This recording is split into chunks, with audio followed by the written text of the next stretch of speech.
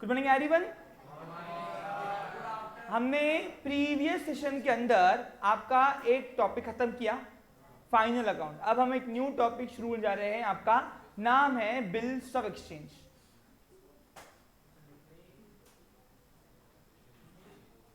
मैं आपको बता दूं, ये बिल्स ऑफ एक्सचेंज जो टॉपिक है, ये आपको सिर्फ महाराष्ट्र स्टेट बोर्ड में नहीं है, सीबीएसई वालों के लिए भी यही टॉपिक सिमिलर दिया हुआ है।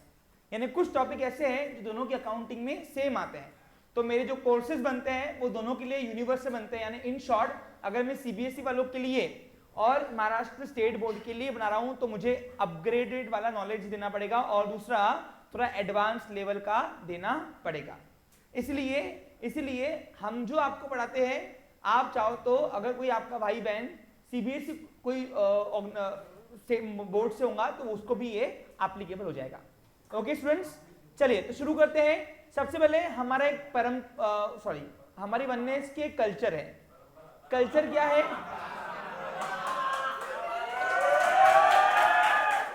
वननेस की कल्चर ये है कि कोई भी सब्जेक्ट को या कोई भी टॉपिक को शुरू करने के पहले हम उसके टाइटल को समझते हैं, क्योंकि मेरा ऐसा मानना है कि सब्जेक्ट का टाइटल ही उसका आधा एक्सप्लेनेशन कर लेता है। तो वैसे ही हम लोग सबसे पहले आज एक वर्ड जानेंगे, तीन वर्ड जानेंगे, नहीं दो वर्ड, बिल्स ऑफ एक्सचेंज। तीन ना, तीन वर्ड से मिलके हमारा टॉपिक का नाम है बिल्स ऑफ एक्सचेंज। अब ये क्या है, तो इसको समझने के लिए 2 सेशन लगेंगे। अगले 2 सेशन तुमको बिल्कुल सोचना नहीं है आ रहा कि नहीं आ रहा, तीसरे सेशन में तुमको आ जाएगा, गारंटी मेरी। और लिटरली ऐसा सिखाऊंगा कि आपको कोई भी चीज रटना नहीं पड़ेगी, आपको सिर्फ ट्रांजैक्शन दे दिया कि आपको अपने आप एंट्री बनाते आ जाएंगी। जी हाँ, मैं आपको बता दूं, ये जो टॉपिक है आपको जर्नल एंट्री के फॉर्मेट में। अभी सर क्या है, ये सब सुलझा के दूंगा इन 2 दिनों के अंदर। लेकिन मसला एक है। क्या मसला है बताओ? हमको बिल्स ऑफ एक्सचेंज पढ़ना है तो सबसे पहले हमको एक वर्ड और पढ़ना पड़ेगा, व्हाट इज नेगोशिएबल इंस्ट्रूमेंट।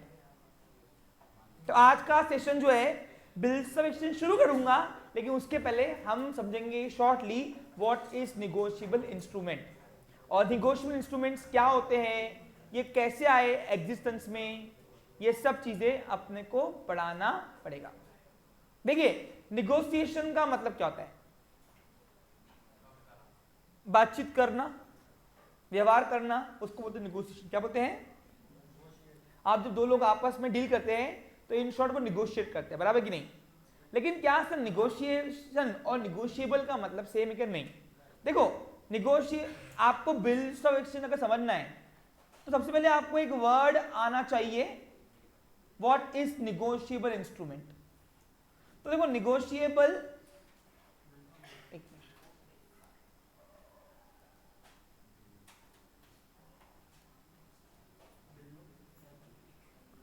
तो निगोशिएबल ये इंस्ट्रूमेंट जो है, ये 2 वर्ड से मिलके बना हुआ है, निगोशिएबल और इंस्ट्रूमेंट।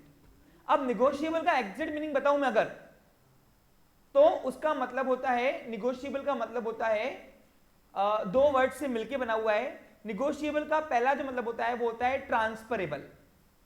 क्या होता है? एक मिनट में एक चीज आपको, यस। तो स्टूडेंट, सबसे पहले मैं बात करता हूं, निगोशिएबल का मतलब होता है ट्रांसफरेबल और इंस्ट्रूमेंट का मतलब होता है रिटन डॉक्यूमेंट।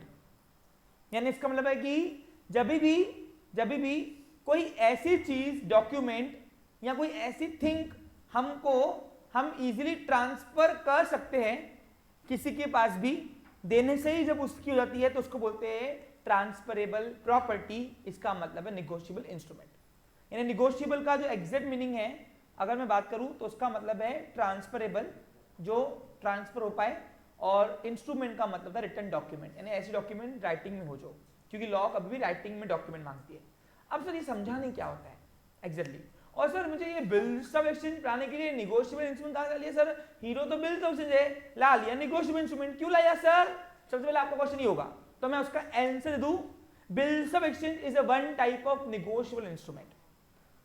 यानी इंडिया के अंदर बहुत सारे इंस्ट्रूमेंट है जिनको निगोशिएबल इंस्ट्रूमेंट कहा गया है, जो ट्रांसफरेबल डॉक्यूमेंट है, जो देने से ही ट्रांसफर हो जाते हैं, और उसमें से एक डॉक्यूमेंट जो है हमारा आज का जो सब्जेक्ट है, नाम है बिल्स ऑफ एक्सचेंज, वो है। इसलिए पहले पप्पा को पढ़ेंगे, बेटा अपने आप समझ में आ जाएगा। यानी क्या है, पप्पा है निगोशिएबल इंस्ट्रूमेंट और बेटे का नाम है बिल्स ऑफ। पप्पा को समझ लो, बेटा अपने आप दिमाग में आ जाएगा। वो आपने मूवी देखी नहीं क्या, लड़की को समझना है तो लड़की के माँ बाप को समझ लो, लड़की के माँ बाप को समझ गए, नालायक को। हाँ, तो लड़की को ऐसे मैं नहीं कहता हूं, पिक्चर वाले बोलते बच्चे लोग, थोड़ा भावनाओं को समझो यार, ठीक है। हाँ, अब इसको भी डबल मीनिंग मत निकालो, भावना बोलो तो अंदर की मन की बात, हाँ, कोई और नहीं है भावना। वैसे भावना मेरी फ्रेंड का भी नाम था, चलो मुद्दे की बात है, लेकिन अरे फ्रेंड ओके, मुद्दे पे आते हैं। यस, आज देव नहीं आया, देव मिसिंग है, ठीक है कोई। तो व्हाट इज नेगोशिएबल इंस्ट्रूमेंट? तो नेगोशिएबल इंस्ट्रूमेंट का मतलब ट्रांसफरेबल बाय मेयर डिलीवरी, यानी इस दुनिया के अंदर कुछ ऐसे प्रॉपर्टीज होती है जो देने से ही उसकी हो जाती है, तो उसको बोलते हैं नेगोशिएबल इंस्ट्रूमेंट। जैसे एग्जांपल आप बताऊं, अच्छा यहाँ पे गोल्ड का, यहाँ पे गोल्ड किसी के पास है? ओके ओके, गोल्ड है आपके पास, okay okay, yes yes, okay. यहाँ पे एक मिनट, कोई एक्सपेंसिव थिंग बताओ, कोई एक्सपेंसिव थिंग यहाँ पे क्लास में जो आपके पास है। थैंक यू बेटा। हाँ, ओ वेरी गुड, वाह वाह, ला इधर ला। अरे वाह क्रिश, तू तो काम का आ गया, आजा भाई। अच्छा, आईफोन वाले कौन कौन है? बैठ जा जान दे। हाँ, ला इधर बेटा, इधर आओ। आज ज्योति काम किया हमारे। देखो, ज्योति को मैंने एक दिन बोला, ज्योति मुझे एक कॉल करना है, उधर को, इधर कैमरे मेरे को, इधर। हाँ, ज्योति को मैंने बोला, ज्योति मुझे कॉल करना है या मुझे काम है मोबाइल में, मेरी मोबाइल काम नहीं कर रही, मेरी मोबाइल ओप्पो है, आईफोन काम करती, अपन ओप्पो वाले। तो मैंने उनको बोला कि ज्योति एक काम कर, फिलहाल मुझे मोबाइल देना तेरा। क्या बोला उसको, मेरा मोबाइल तेरा मेरे को थोड़ा मैं आधे घंटे में दे देता हूँ। और ज्योति ने मेरे को मोबाइल दे बेटा, यहीं से दे, यहाँ से। ओके, देखो ज्योति ने मुझे मोबाइल दे दिया, आपको सबको दिख रहा है? सबको दिख रहा है? और मैंने उस पर काम कर दिया, और आधे घंटे के बाद ज्योति आई, वो बोलती सर मोबाइल। मतलब कौन सी मोबाइल? बोला सर ये आपके पास जो पड़ी है। बोला मेरी है ये मोबाइल, मेरी है। तो ज्योति मन ही मन मुस्कुराने लगी। पूछो क्यों? अरे पूछो क्यों नालायको? बोली सर मानती हूं कि मैंने आपको मोबाइल फोन दिया, बराबर है, लेकिन दुनिया की ऐसी कोई शक्ति नहीं है जो ये बोल सकती है, मोबाइल फोन भले आपके पास है, मोबाइल का पोजीशन आपके पास है, लेकिन दुनिया की ऐसी कोई शक्ति नहीं है जो ये बोल सकती है कि ये मोबाइल मेरी नहीं है, ये ज्योति बोल रही है। तो बोला अरे मेरे पास पड़ी है ना। बोला आपके पास भले पड़े ना, मैं 2 मिनट के अंदर मैं ये प्रूफ कर सकती कि मोबाइल मेरी है। यानी क्या सीखा? यानी क्या सीखा आपने? अब बताओ, ये मोबाइल फोन अगर आप किसी को यूज करने के लिए देते हो, तो क्या वो ये क्लेम कर सकता क्या वो मोबाइल उसकी? नहीं। पूछो क्यों? क्योंकि मोबाइल फोन जब आप किसी को यूज करने के लिए देते हो तो इसका ओरिजिनल बिल आपके नाम पे है, और वो बिल को ट्रांसफर करने के लिए भी लॉ ने कुछ डॉक्यूमेंट बनाई हुई है, कुछ प्रोसीजर बनाई हुई है, बराबर की नहीं? बराबर की नहीं? और फिर जब वो प्रोसीजर हम फुलफिल कर लेते हैं तब ये क्लेम कर सकता हूं कि दिस मोबाइल इज मेरी। आ रहा समझ में? यानी क्या सीखा? दुनिया के अंदर ऐसी कोई भी चीजें देने से ही ट्रांसफर नहीं होती ओनरशिप, और वो जो चीजें जो देने से ट्रांसफरेबल नहीं होती वो नॉन निगोशिएबल इंस्ट्रूमेंट्स में आती है। कहां आती है? यानी क्या सीखा? आज अगर आप किसी को बोलते हो तेरी गाड़ी तो राइड करके आऊं, राइड क्या हूं, और वो गाड़ी का राइड लेकर आप अपने घर पे रख दोगे और ये सोचोगे कि ये मोबाइल तो अब मेरी, सॉरी ये गाड़ी तो मेरी। तो ऐसा नहीं होता है। वो गाड़ी 1 मिनट के अंदर जो ओनर रहेगा वो पुलिस को अपनी डॉक्यूमेंटेशन दिखाएगा, अपने पेपर दिखाएगा, और वो डॉक्यूमेंट पुलिस को लेकर आपके घर से अपनी गाड़ी लेके जा सकता है। यानी क्या सीखा आपने कि इस मोबाइल पे मूल रूप से अधिकार किसका है? आज भी ज्योति का है। क्यों ज्योति का अधिकार है? क्योंकि ये देने से ही ट्रांसफर नहीं होती। इसके पीछे हम जब ये देंगे कोई चीज, उसके पीछे की जो लीगल फॉर्मेलिटीज गवर्नमेंट ने बोली हुई है वो जब हम कर लेंगे तो जाके सही मायने में वो चीज मेरी हो जाएगी। तब हम कहेंगे कि हाँ ये ट्रांसफर हो गया। लेकिन लेकिन लेकिन एग्जाम्पल नंबर 2 ध्यान दो। अब मैं आपको एकदम स्पष्ट, देखो मैं हमेशा तुमको प्रैक्टिकल सिखाता हूँ, मैं थ्योरेटिकल सिखाता नहीं आपको। यानी इसके बाद क्या सीखा आपने? ये लेके जाइए। नहीं रहने, मेरा हो काम नहीं चाहिए मेरे को। अरे नहीं चाहिए बेटा, क्या करूंगा आईफोन का? मैं क्या ले सकता नहीं क्या आईफोन? हाँ इधर। तो आज के बाद कोई भी पर्सन बिंदास आप किसी को कोई भी चीज दे सकते हो, बराबर कि नहीं? क्योंकि अगर उसको ओनरशिप ट्रांसफर करना है तो उसके लिए लीगल प्रोसीजर फॉलो करनी पड़ेगी। अब एग्जांपल नंबर 2 देखते हैं। अब यहां पे किसने किसने अपने बटुए में पैसा लाया? पैसा, ठीक है ठीक है। 500 की नोट किसके पास है? आपके पास है 500 की नोट? क्या बात है, ला इधर।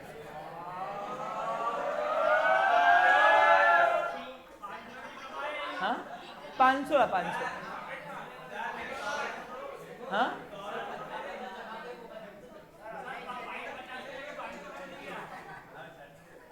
दिखा दे कैमरे में दूर से। हाँ दे इधर। मैंने हर्षा को बोला हर्षा फिलहाल 500 रुपए तो दे, ठीक है? अब ये 500 रुपए हर्षा ने जैसे ही मेरे को दे दिए, अब हर्षा को बोलूंगा हर्षा ये 500 रुपए भूल जा, 500 रुपए, और बोलूंगा हर्षा ये मेरे हो गए। अब बोला सर मेरे ना, नहीं मेरे हो गए। एक मिनट प्लीज, अभी मजाक मस्ती नहीं, देखो सीरियसली काम चल रहा है ना। फिर काम चल, मेरा काम चल रहा है भाई, पढ़ा रहा हूं मैं, मेरा काम है पढ़ाना। तो फिर इधर देख रहे भाई, धंधे में मजाक मस्ती नहीं करना। हाँ हाँ ये मेरा बिजनेस है ना, शांत बैठ। तो फिर हुआ क्या यहाँ पे? हुआ इस तरीके से, मैंने 500 रुपए जब हर्षा से मांगे और ये 500 की नोट मैंने बोला कि हर्षा अभी मेरी हो गई। अब दुनिया की ऐसी कोई ताकत नहीं है जो ये क्लेम कर सकती कि 500 रुपए हर्षा के है।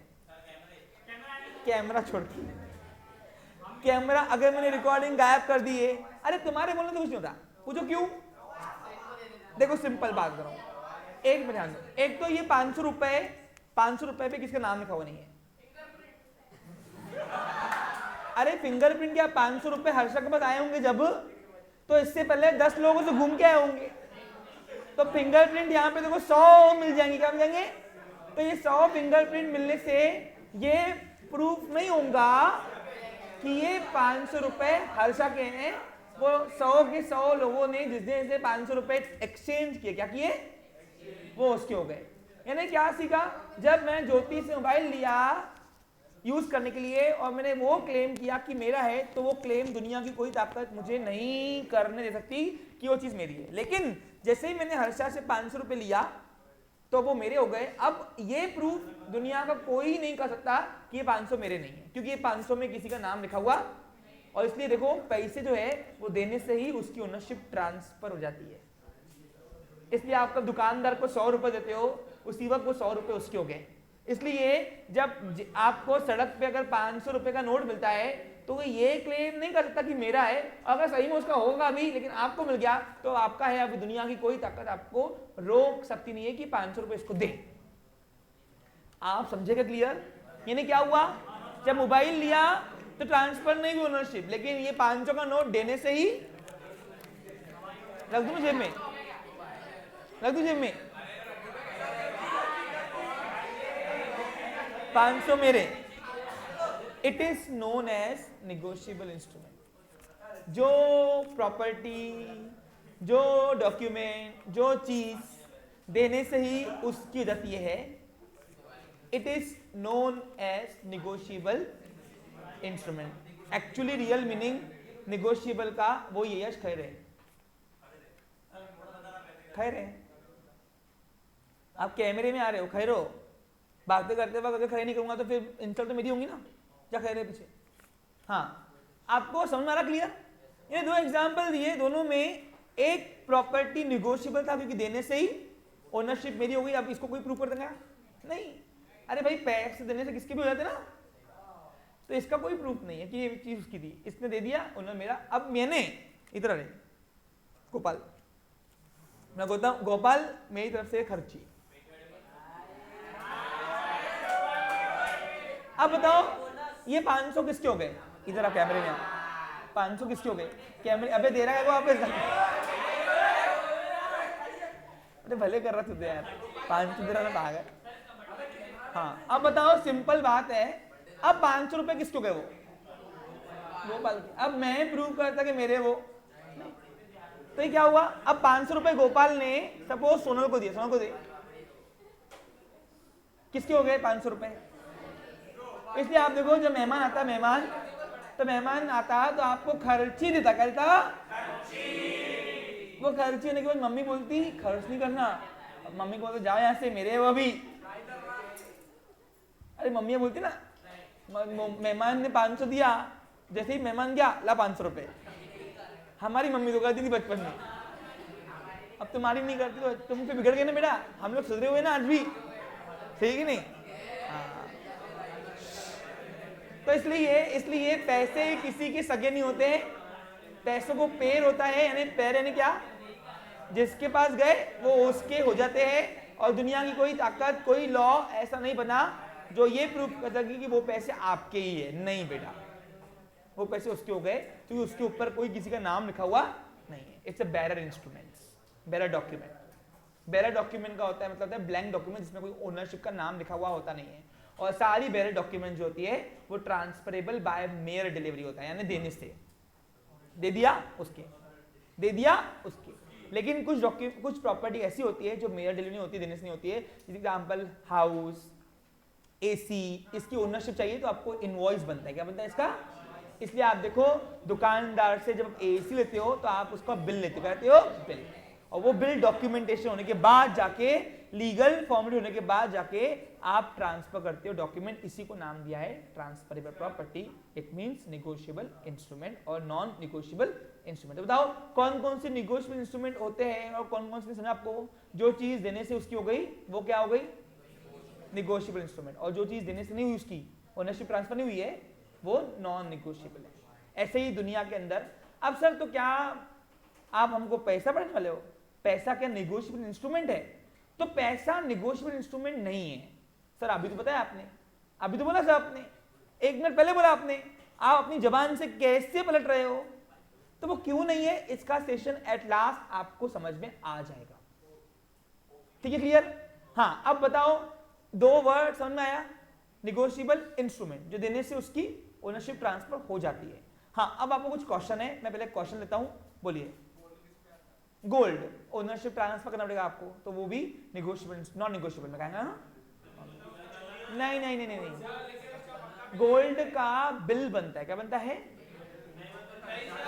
देखो मैं क्या बोल रहा हूं, ये अलग बात है। ये हम व्यवहार से बाहर की बातें कर रहे हैं, ऐसे तो फिर किसी का भी नहीं बन सकता। अब आप बताओ सेकेंड हैंड मोबाइल लेके आओगे तो उसका भी नहीं बनेगा फिर तो। मैं वो नहीं बोल रहा हूं, सेकेंड हैंड बिल का आपका नाम चेंज होता है, चलो ठीक है होता होगा, लेकिन ये फॉर्मेलिटीज जो है ना वो हम नहीं करते, अलग बात है, लेकिन करनी चाहिए, ये लॉ का प्रोविजन है।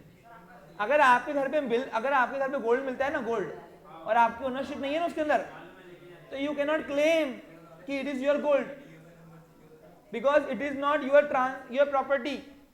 ओनरशिप आपके नाम पे नहीं हुई है वो। इसलिए आप देखो, जब घर में अगर चोरी हो गई तो पुलिस वाले सबसे पहले बिल मांगते कि आपका सच में चीज था भी क्या, पहले बताओ हमें। और जिसका बिल नहीं रहा वो चीज है ही नहीं, मतलब आपको समझ। लेकिन आपका पैसे चोरी हुआ तो गवर्नमेंट कभी ये नहीं बोलती कि हाँ पहले प्रूफ लाओ कि तुम्हारे पैसे थे वो। आपको समझा? क्लियर? अरे आ रहा क्या? हाँ, तो अब मेरे ख्याल से मैंने दो चीजें आपको डिस्क्रिप्शन कर दिया, what is negotiable instrument and non negotiable instruments. हाँ, अब आपको ये सीए फाउंडेशन में भी है, मैं आपको बता रहा हूँ, सुन लीजिए। जो प्रोफेशनल कोर्स करना चाह रहे हैं आगे, सीए सीएस जो भी करना चाह रहे हैं, उसमें ये सब रिपीटेशन टॉपिक्स है, तो वहां पे मेरे पास जो पढ़ रहे हैं मैं उनको डबल ये नहीं पढ़ाऊंगा, इसलिए डिटेल में जो हो रहा है वो यहीं पे हो रहा है अकाउंटिंग वर्क। वहां पे सिर्फ आपको पैटर्न लिखाऊंगा कि लिखा कैसे ज्यादा आईसीए में। Clear picture? समझ में आ रहा है आपको अच्छे से? हाँ, अब यहाँ पे 2 मिनट यहाँ पे ध्यान देंगे। सबसे पहले अभी इसकी मैं कहानी की शुरुआत करता हूँ। Negotiable instrument, bills of exchange और निगोशिएबल इंस्ट्रूमेंट एक्ट क्या है? देखो 3 चीजें पढ़ना है हमको, 3 चीजें। पहला आता है बिल्स ऑफ एक्सचेंज क्या है, उसके लिए पहले हमको पढ़ना पड़ेगा negotiable instrument.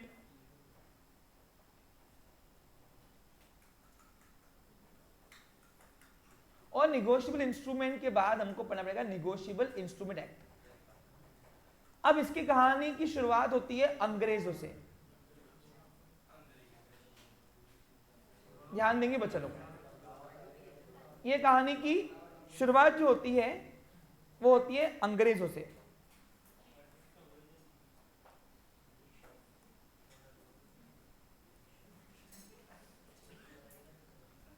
East India company लेकर जब अंग्रेज भारत देश आए, उन्होंने 150 साल राज किया, ऐसा कहा जाता है। 100 साल। अब 100 साल उन्होंने राज किया, 2 में ध्यान दो, यानी इन शॉर्ट उन्होंने अपना शासन चलाया, उन्होंने अपने रूल्स एंड रेगुलेशंस को यहां पे पुटअप किए इंडिया की भूमि पे।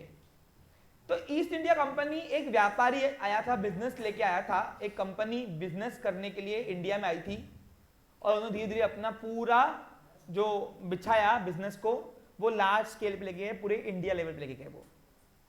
तो हुआ इस तरीके से, एक बिजनेस के अंदर 2 टाइप के ट्रांजेक्शन हो रहे थे, एक हो रहा था कैश, एक उधारी। जितना इंपॉर्टेंट नकदी है उतना उधारी भी है। बिजनेस के 2 ही ट्रांजेक्शन होते हैं, बोलो कौन, कैश और क्रेडिट। पढ़ाया हुआ आपको अकाउंट्स में पहले के स्टार्टिंग दिनों में। तो जब भी बिजनेस के 2 टाइप के ट्रांजेक्शन जब परफॉर्म हो रहे थे, कैश और क्रेडिट, तो क्रेडिट ट्रांजेक्शन के लिए अंग्रेज जब बिजनेस करते थे, अंग्रेज बिजनेस इंडिया में भी कर रहे थे ना, यानी इन शॉर्ट उनके कस्टमर इंडिया में भी थे और इंडिया के बाहर भी थे। आप देखो पोर्ट से थ्रू वो इंपोर्ट एक्सपोर्ट कर रहे थे, लेकिन इंडिया के अंदर भी वो बिजनेस करते थे, इंडियन पीपल्स को भी वो अपना माल बेच रहे थे। तो ब्रिटिश गवर्नमेंट ने जब कैश के ट्रांजेक्शन किए तो उसमें तो कोई दिक्कत नहीं आई। पूछो क्यों? एक हाथ से माल लो, दूसरे हाथ से नोटा दो, खत्म विषय। लेकिन बात आ रही है उधारी के ट्रांजेक्शन यानी क्रेडिट ट्रांजेक्शन में। क्रेडिट ट्रांजेक्शन में क्या था, जब ब्रिटिश गवर्नमेंट अपना ब्रिटिश लॉ चला रही थी यहाँ पे, ब्रिटिश कॉमन लॉ, तो उसमें उधारी के ट्रांजेक्शन की कोई प्रोविजन नहीं थी। तो इंडिया में बहुत सारे ऐसे लोग थे जिन्होंने उस कंपनी के पैसे डुबाए, और तब से उन्होंने इंडिया के अंदर कुछ ऐसे इंस्ट्रूमेंट लाए जो क्रेडिट ट्रांजेक्शन में यूज करने के बाद उसको अप्रूवल दिया, रिकॉग्निशन दिया। और ऐसे 3 इंस्ट्रूमेंट्स लाए जिनको मान्यता दी कि एक व्यापारी जब भी इंडिया के अंदर, चाहे हम हो चाहे कोई भी इंडिया का व्यापारी हो, बिजनेसमैन है, क्रेडिट का ट्रांजेक्शन करेगा, और उस क्रेडिट के ट्रांजेक्शन में अगर कोई इंस्ट्रूमेंट या तीनों में से कोई भी एक यूज हुआ तो हम उसकी प्रोविजन, प्रोसीजर्स, पूरे उस एक्ट के अंदर रूल्स बना रहे हैं कि ये रूल्स के अंदर ये प्रोविजन, ये प्रोसीजर है, वो रूल्स को पुटअप करके जब पार्लियामेंट में पास किया गया, उसको नाम दिया निगोशिएबल इंस्ट्रूमेंट एक्ट। और उसके अंदर 3 इंस्ट्रूमेंट का रिकॉग्निशन हुआ, जिसमें से आज भी व्यापारी कुछ इंस्ट्रूमेंट यूज करते हैं, कुछ आउटडेटेड हो चुके हैं। और वो 3 इंस्ट्रूमेंट का नाम था bills of exchange, promissory note and cheque. जो सबसे मोस्ट कॉमन यूज होता है वो होता है चेक। आप देखो, आज आप बिजनेस कर रहे हो, आज बिजनेसमैन जब भी उधारी में माल देता है या लेता है, क्रेडिट में माल देता है या तो लेता है, तो आप नोटिस करो, आप सामने वाले से चेक लेते हो या चेक देते हो। क्यों? क्योंकि एक बार इन तीनों इंस्ट्रूमेंट में से कोई भी एक इंस्ट्रूमेंट भी यूज होता है तो कश्मीर टू कन्याकुमारी आप कहीं पे भी होंगे, कहीं पे भी होंगे, कहीं पे भी आपका पैसा डूबेगा नहीं अगर आपके पास वो एविडेंस है तो। यानी इन शॉर्ट ये तीनों इंस्ट्रूमेंट मॉर्गेज का काम तो नहीं करते, लेकिन ये एविडेंस का काम करते हैं कि हाँ आपने उधारी दी है या उधारी ली है। अब सिर्फ सर क्या बिजनेस में ये तीन इंस्ट्रूमेंट सिर्फ उधारी के लिए काम में आते हैं? नहीं, ये तीन इंस्ट्रूमेंट जब आप लोन लेते हो या देते हो तब भी काम में आता है, तब भी काम में आता है, याद रखना ये। यानी इन शॉर्ट बिजनेस के अंदर, बिजनेस में जब आप इनफॉर्मल व्यवहार करते हो, यानी कोई कमर्शियल ऑर्गेनाइजेशन से ना व्यवहार करते हुए हम लोग इनफॉर्मल व्यवहार करते हैं, या कोई कमर्शियल ऑर्गेनाइजेशन बैंक हो गई उससे लिए करते हो, उसके लिए जो इंस्ट्रूमेंट आए गए इंडिया के अंदर वो तीन ऐसे इंस्ट्रूमेंट है जिनको रिकॉग्निशन दिया गया, पावर दिया गया कि ये तीनों इंस्ट्रूमेंट से कोई भी एक इंस्ट्रूमेंट अगर व्यापारी अपना क्रेडिट के ट्रांजेक्शन में खर्च यूज करता है तो तब वो उसका पैसा डूब सकता नहीं है, दुनिया की कोई ताकत उसका पैसा डुबा सकती नहीं है, क्योंकि वहां पे लॉ फिर इंटरफेयर करता है।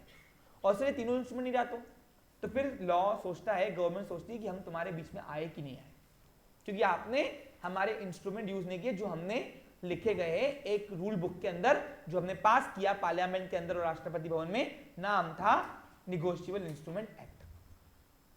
और मैं आपको बता दूं फाउंडेशन में बिजनेस लॉ के अंदर निगोशिएबल इंस्ट्रूमेंट एक्ट भी आपको नए पोर्शन में आया हुआ है। समझा आपको क्लियर? यानी कितनी मजे की बात है, अकाउंटिंग में भी कर रहे हो और लॉ जो पढ़ने वाले होंगे पढ़ेंगे लॉ भी वो। अरे आ रहा तुमको तुमको? तो इसलिए अगर मैं निगोशिएबल इंस्ट्रूमेंट की डेफिनेशन देखूं तो क्या बोलता है वो, according to Indian negotiable instrument act 1881। अब सर 1881 क्या है?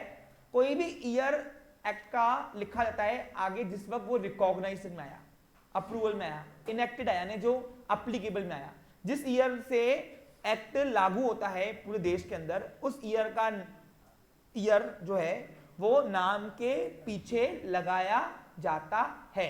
इसलिए आप देखो सारे एक्ट में आप देखो ईयर आपको मिलेंगे, इंडियन कंपनीज एक्ट 2013, वैसे ही इंडियन निगोशिएबल इंस्ट्रूमेंट एक्ट 1881, यानी 1881 में इसको इंडिया के अंदर रिकॉग्निशन मिला और उसके अंदर तीन इंस्ट्रूमेंट को पावर दिया गया कि उधारी के वक्त कोई भी बिजनेस व्यापारी ये तीनों में से कोई भी एक भी यूज करेगा तो उसका साथ हम देंगे, हम आपके लिए बैठे हैं।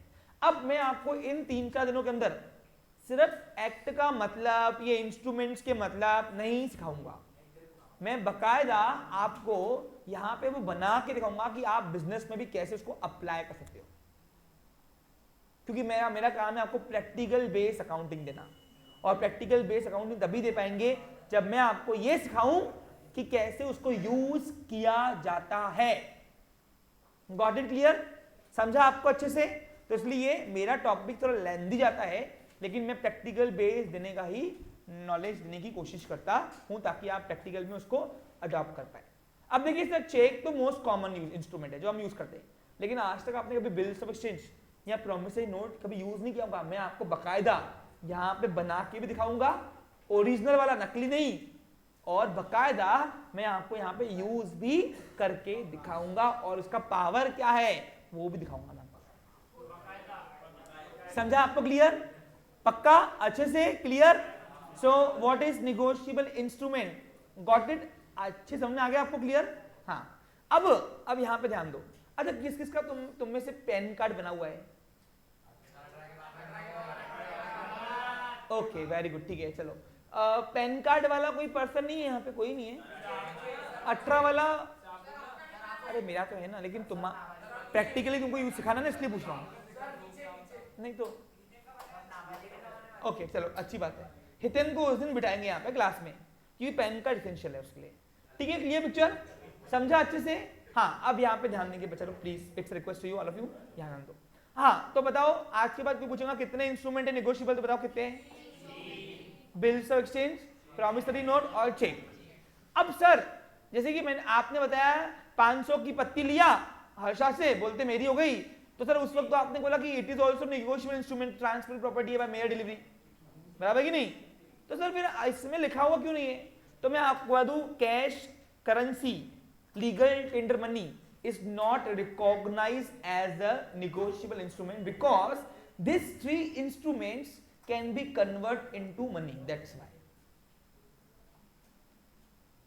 नहीं समझा?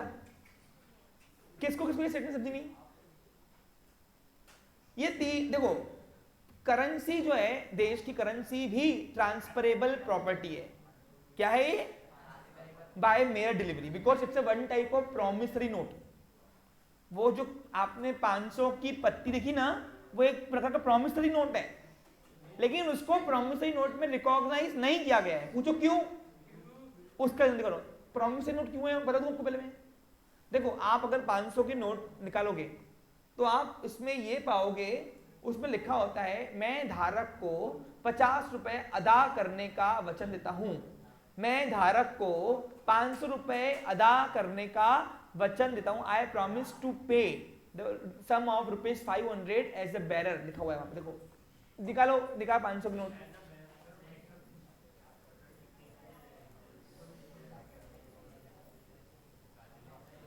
$500 करेंसी, इंडियन करेंसी नोट। ये देखिए, आप अगर नोट निकालोगे, कोई भी नोट, चाहे 500 का हो चाहे 50 का हो बेटा, हाँ, तो इसमें लिखा होगा, आप नोटिस करो बच्चा लोग, इसमें लिखा हुआ है, ये देखिए, इसमें लिखा होता है मैं धारक को 500 रुपए अदा करने का वचन देता हूं। I promise to pay the bearer the sum of 500 rupees. तो ये प्रॉमिसरी नोट है। क्या ये कहेगा?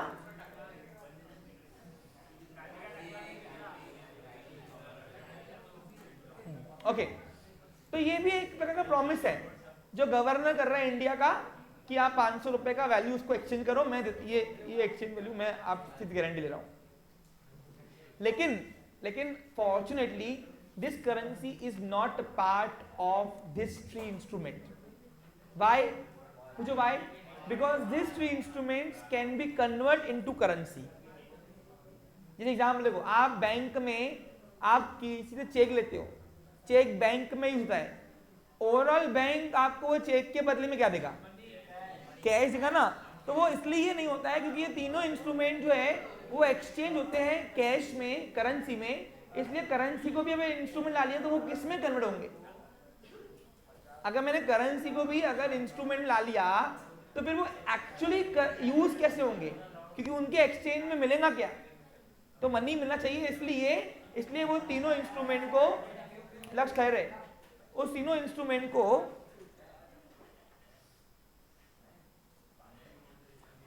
इंस्ट्रूमेंट को हमने क्या किया है, इसमें कन्वर्ट करने के लिए इसको रखा है बाहर। क्या रखा है?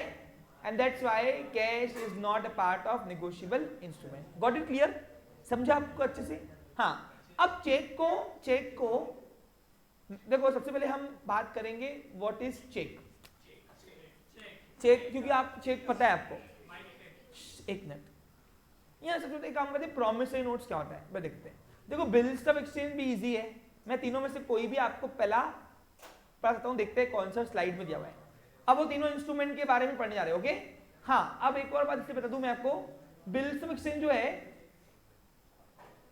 वो दुनिया के अंदर इनेक्टेड हुआ है 9 नवंबर, सॉरी, इंडिया के अंदर 9 नवंबर 1881 में। लेकिन इसको 9 दिसंबर 1881 में, मैंने भी बोला, सॉरी माय मिस्टेक, दिसंबर को 9 दिसंबर 1881 के अंदर इसको इनेक्टेड किया गया था, यानी पार्लियामेंट में पास किया था इसको, और देश के अंदर लागू किया था उसको 1 मार्च 1882 में। 1 मार्च 1882 में इसको क्या किया? इसको इंडिया के अंदर एप्लीकेबल किया था। समझा आपको? क्लियर? फोर्स में लाना और इनेक्टेड करना, दोनों की डेट अलग अलग हर एक्ट की आती है। क्यों? जब कोई रिकॉग्नाइज होता है ना एक्ट बनाकर, एक्ट क्या काम करता है बताओ? इन तीनों इंस्ट्रूमेंट को पावर दिया, क्या दिया? यानी एक रूल बुक बना दी, उस रूल बुक के अंदर कॉन्सेप्ट, उसके तीनों इंस्ट्रूमेंट की प्रोविजन कर दिया कि क्या क्या इनकी पावर है, कब कब ये व्यापारी यूज करता है, कैसे यूज करता है, वो सबका पावर उसमें लिखा गया है। समझा आपको? Clear? So what is exactly negotiable instrument, मैंने एक वर्ड आपको पढ़ा दिया, उसमें से आज मैं आपको नेक्स्ट पहला इंस्ट्रूमेंट लेके आ रहा हूं।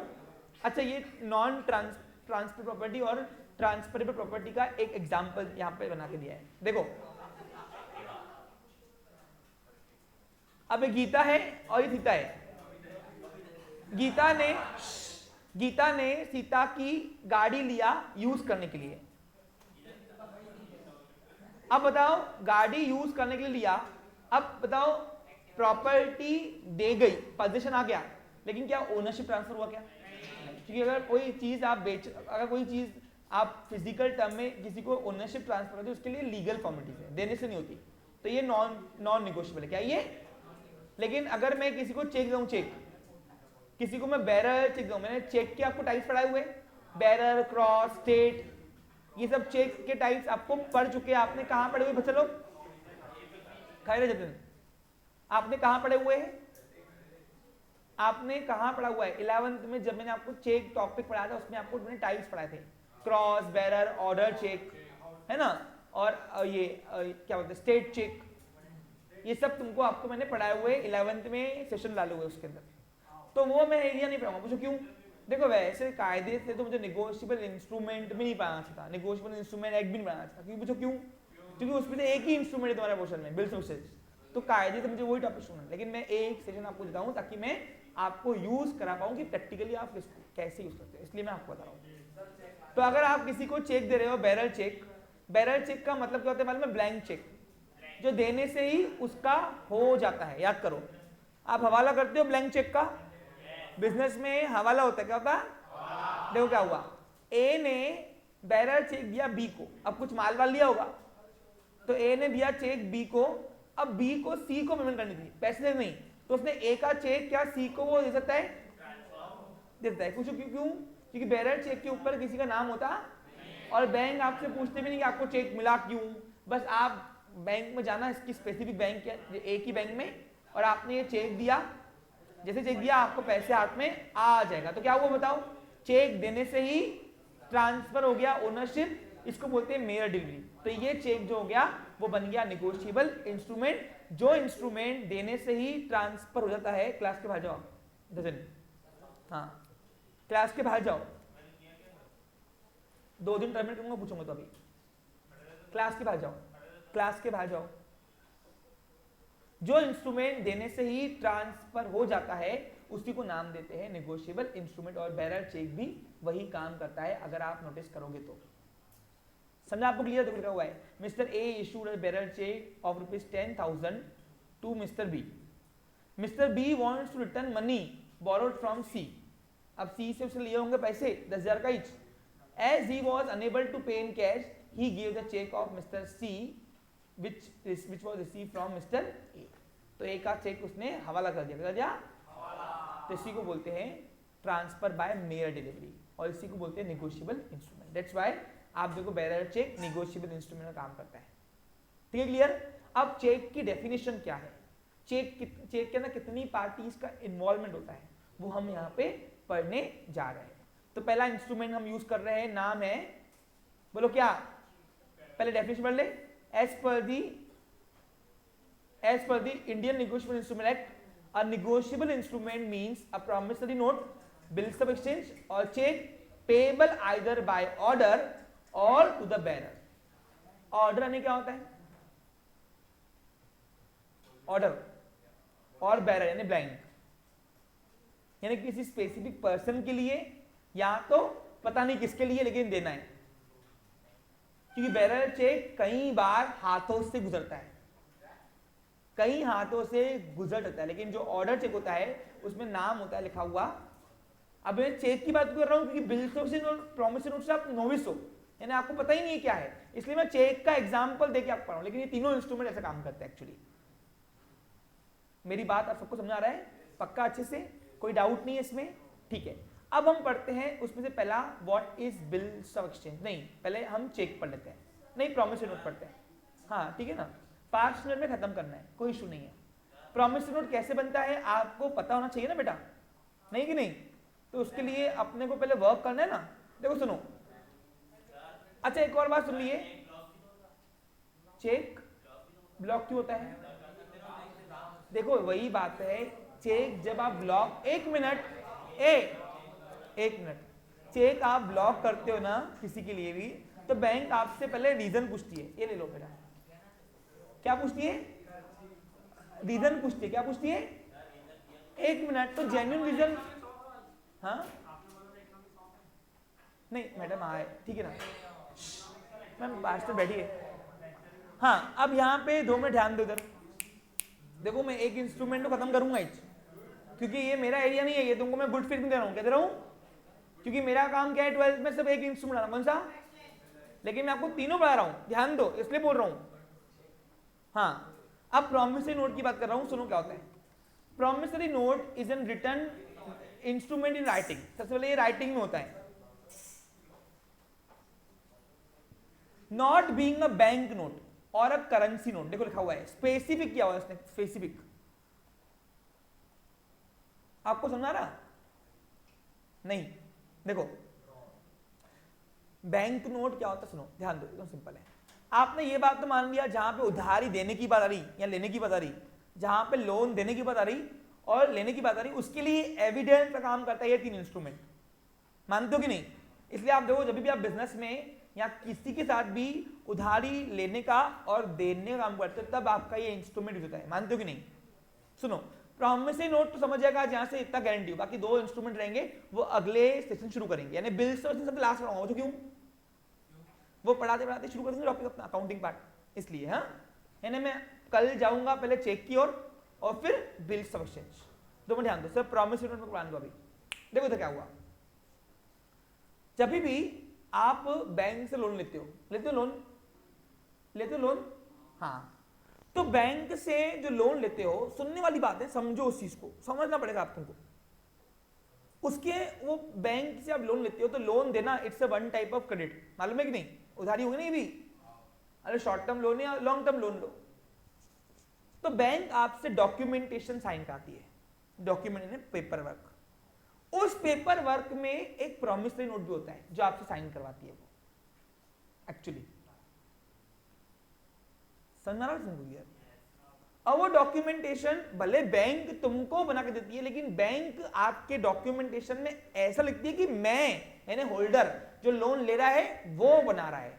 आप कभी देखना आई लिखा होगा, आई मतलब मैं ये, यानी इन शॉर्ट समझा रहा है। जैसे एग्जांपल, मैंने अगर एसबीआई से 2 लाख का लोन लिया, तो उसमें कभी ये नहीं लिखेगा कि बैंक ने ये डॉक्यूमेंट बना के दिया है और बैंक हमसे साइन कर रही है, नहीं। वो डॉक्यूमेंटेशन जेरॉक्स कॉपी भले आपको बैंक देती है, लेकिन उसमें लिखा ऐसा होता है कि मैं ये बनाया डॉक्यूमेंटेशन और मैं अपनी मर्जी से यहाँ पे साइन करके बैंक से लोन ले रहा हूं, और बैंक हकदार है अगर मैं लोन रिडीम नहीं कर पाया तो ये करने के लिए जो कंडीशन मान लिखी हुई है। मेरी बात सबको समझ में आ रहा है? हाँ अब सुनने वाली बात है। तो उन सारे डॉक्यूमेंटेशन के अंदर सुनो मेरी बात, समझो इस चीज को। सारी डॉक्यूमेंटेशन के अंदर मैं आपको बता दूं, उसमें एक प्रॉमिसरी नोट भी होता है। तो सर यहां तो स्पेसिफाइड है प्रॉमिसरी नोट नहीं होना चाहिए, बैंक नोट। बैंक का प्रॉमिसरी नोट यहां एप्लीकेबल नहीं था। क्यों? क्योंकि इसका एक्ट और बैंक का एक्ट अलग है ना। बैंक को रेगुलेट करते हैं आरबीआई एक्ट, और ये इंस्ट्रूमेंट कौन करता है? अरे ये इंस्ट्रूमेंट कौन करता है provision? Indian negotiable instrument act. इसलिए बैंक का प्रॉमिसरी नोट इस प्रॉमिसरी नोट में नहीं आएगा। पूछो क्यों? टकरा जाएगा। क्या हो जाएगा? क्योंकि आरबीआई बोलती मेरे हिसाब से लोन देने का, तो डॉक्यूमेंटेशन जो मुझे रिक्वायर्ड है वही बनाना। और ये वाला प्रॉमिसरी नोट जो है, ये प्रॉमिसरी नोट बनाएंगे हम, वो बनाएंगे as per negotiable instrument act 1881। इसलिए आप देखो, करेंसी नोट बोलो या बैंक नोट बोलो, दोनों नहीं आते हैं। क्योंकि ये अपना ये जो करेंसी है 500 रुपया 600 रुपया, ये कौन बनाता है? आरबीआई। तो इसको बैंकों को चलाना भी किसके मुताबिक है? आरबीआई, सेंट्रल बैंक चलाता है ना, दैट्स व्हाई। इसलिए लिखा हुआ है ऐसी रिटर्न डॉक्यूमेंट जिसमें बैंक नोट और करेंसी इन्वॉल्व नहीं है। नहीं तो प्रॉमिसरी नोट एक प्रकार का ये भी है करेंसी, उसका क्यों नहीं होना, उसके रीजन मैंने आपको बता दिए। कंटेनिंग जिसके अंदर टर्म्स एंड कंडीशन लिखते हो, एंड अनकंडीशनल अंडरटेकिंग।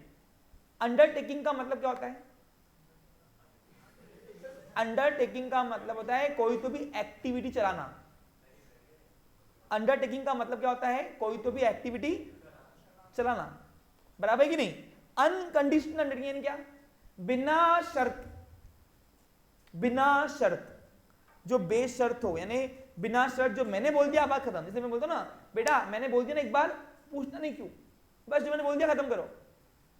मैंने बोला क्लास के बाहर जा, लक्ष्य जाने गई जा, चालू हुआ क्या अब तक?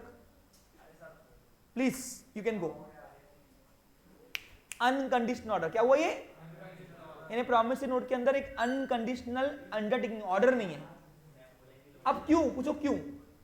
मैडम मेरे को 5 मिनट लगेंगे और 1 मिनट है, मैं 1 मिनट मैम, आज का दिन मैं containing N unconditional undertaking. Undertaking यानी क्या होता है? चलाना। और अनकंडीशनल यानी क्यों? पूछो क्यों? क्योंकि ये जो लोन ले रहा है ना, जो उधारी ले रहा है ना, वो ये डॉक्यूमेंट बनाता है, इसलिए समझे क्या आपको? तो इसलिए उसमें अभी तुम एक तो उधारी ले रहे हो, लोन ले रहे हो, उसमें तुम्हारी अक्कड़ चलेगी नहीं। समझ रहे हो तुमको? यानी बिना शर्त भाई तुमने जो, जैसे फॉर एग्जाम्पल अभी सपोज मैंने भरत से 2 लाख रुपए उधारी लिए। भरत बोलता मेरे को भरोसा नहीं सर आप पे, आप मुझे कोई डॉक्यूमेंट ऐसी साइन कर दो जिसको अप्रूवल मिले इंडिया के अंदर। तो मैंने क्या किया? मैंने प्रॉमिसरी नोट बनाया। क्या बनाया मैंने? और उस प्रॉमिसरी नोट के अंदर मैंने maker, who is a maker? जो लोन ले रहा है उसको मेकर बोलते हैं, जो लोन ले रहा है। देखो यहां लिखा हुआ है साइन बाय मेकर, यानी मेरी साइन चलेगी यहां पे, साइन बाय द मेकर। तो साइन बाय द मेकर यानी क्या होगा? कि जो बना रहा है, यानी इन शॉर्ट सिंपल भाषा में बोलूं तो ये जो इंस्ट्रूमेंट है ये कौन बनाता है? जो लोन ले रहा है। देखो यहां पे देखो लिखा हुआ है, देखो सिंपल है। अब देखो एग्जांपल के तौर पे मैंने यहां पे डायग्राम में लिख के दिया है, ये बायर है यानी उधारी लेने वाला, और ये सेलर है माल देने वाला, उधारी देने वाला। तो देखो उधारी ये दे रहा है और उसके बदले में ये उसको क्या दे रहा है? क्या दे रहा है उसको? इंस्ट्रूमेंट बना के दे रहा है, और उसमें अपनी साइन चाहिए। ये मेकर हुआ, ये कौन हुआ? ये मेकर। और उस मेकर का यहां पे नाम है ड्रॉवर। क्या नाम है? देखो bills of exchange, promissory note और चेक, तीनों में पार्टीज कौन बनेगा? उनका टाइटल क्या है? ये सबसे मैंने एक बार मेरा बेसिक खत्म हुआ ना, तुमको खत्म करूंगा, बता रहा मैं क्लियर, पूछ के, यानी खत्म हो तो वो खत्म नहीं, समझ गए तुम लोग? यानी इन शॉर्ट वाइवा। हाँ समझा रहा तुमको? क्लियर? तो इसलिए यहाँ पे जो पर्सन लोन ले रहा है वो मेकर भी है, और उसी को नाम दिया है ड्रॉवर। क्या नाम दिया है? याद रहेगा? टू पे, देखो लिखा हुआ है टू पे अ सम ऑफ मनी ओनली टू, जिसके अंदर उसको पैसा पे करना है ना। अरे भाई उस पर लिखा रहेगा ना कि मैं इतने का लोन ले रहा, अब भाई मेरे को इतने का लोन ये दे रहा भरत, मैं आपको इतने समय के बाद ये लोन अमाउंट दूंगा। किसको दूंगा? आपको, या आप जिसको कहो उससे।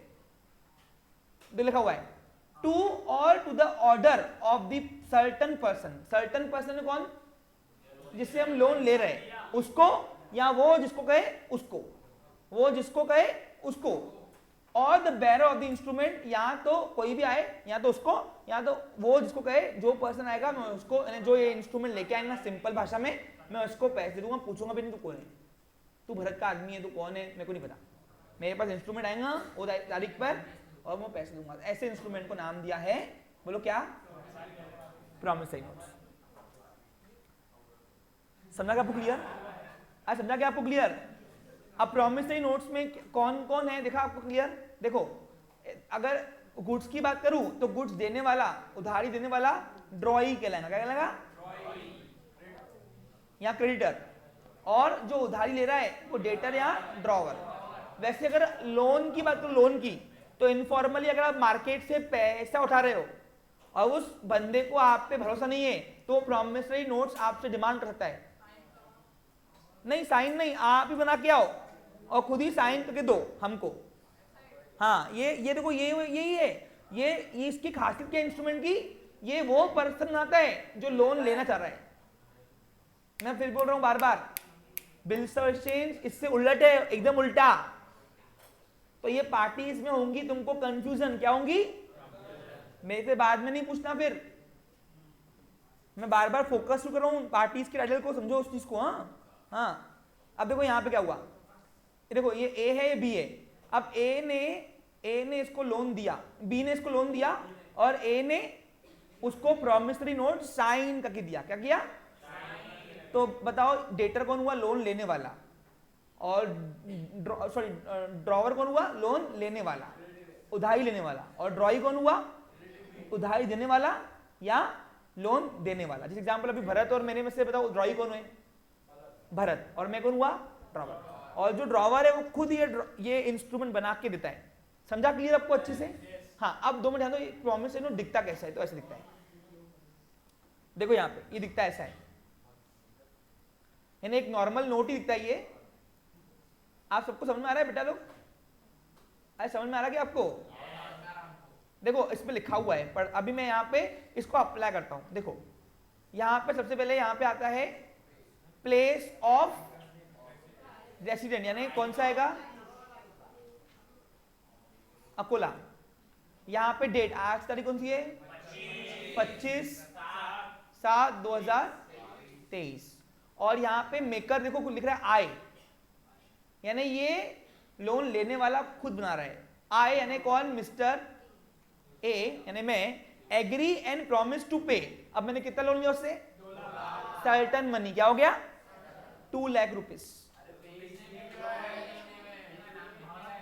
हाँ अब यहां पे हु इज पे, देखो 3 पार्टी का होता है पे, यानी कौन, a person who receive money on due date, money on due date याद रखना, और द ऑर्डर ऑफ सम, यहां पे अमाउंट आएगी 2 लाख रुपीस।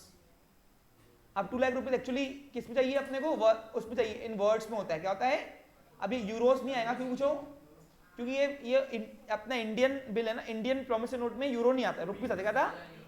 हाँ, for the value receive with interest at the annual rate of, अब उसमें इंटरेस्ट की अमाउंट भी आप ऐड करते हो, और पेबल ऑफर, यहाँ पे कब पे करना है, सर्टन डेट, क्योंकि जो लोन लेता है, लोन देता है जिसको पर्सन, वो उसी वक्त पूछता है कब देगा वापस, तो वो डेट के दिन यहाँ पे उसका काम आता है, यानी उसके पहले हम इशू करेंगे, यानी पैसा मैं पे करने के लायबल नहीं, लेकिन इस डेट के दिन मेरे को पैसा पे करना है।